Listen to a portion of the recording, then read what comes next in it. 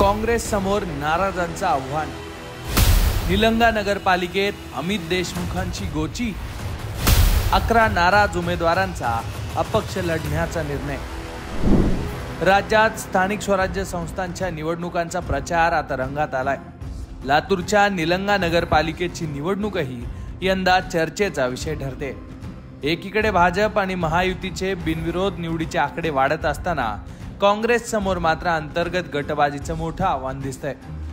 काँग्रेस नेते अमित देशमुख यांनाही याचा चांगलाच फटका बसलेला दिसतोय, कारण यंदाच्या निवडणुकीत काँग्रेस उमेदवारांसमोर नाराजांची फौज असणार आहे। घडलं असं की निलंगा नगरपालिकेच्या निवडणुकीत यंदा 5 पेक्षा जास्त पक्ष मैदानात उतरलेत, पण चर्चा एकाच पॅटर्नची सुरू आहे, ते म्हणजे काँग्रेसमधल्या अंतर्गत बंडखोरीतून निर्माण झालेला बंडखोरांचा अपक्ष पॅटर्न।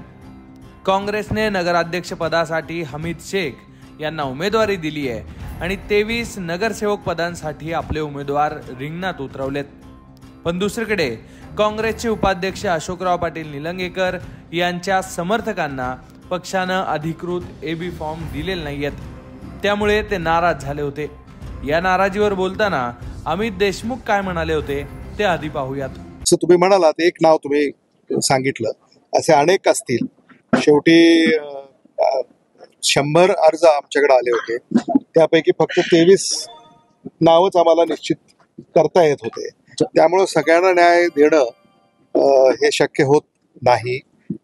असं असलं तरी ज्यांच्यावर अन्याय झाला असेल त्यांचा सन्मान हा निश्चित भविष्यामध्ये राखला जाईल। अमित देशमुख समजूत काढू असं म्हणाले होते, पण अशोकराव पाटील यांच्या गटातल्या तब्बल 11 इच्छुकांनी आता माघार न घेता थेट अपक्ष शेड्यू ठोकलाय।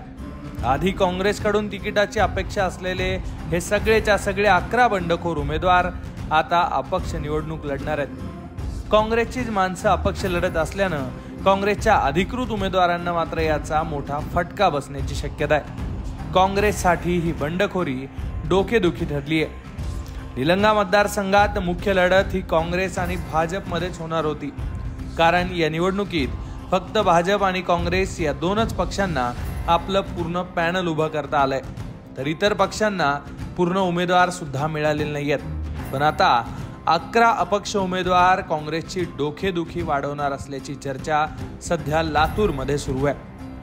एकूणच अमित देशमुख आणि स्थानिक काँग्रेस नेत्यांसाठी ही निवडणूक मोठं आव्हान असणार आहे। या एकूण सगळ्या घडामोडींबद्दल तुमच्या प्रतिक्रिया काय ते तुम्ही कमेंट बॉक्समध्ये नक्की कळवा आणि पाहत रहा लोकमत।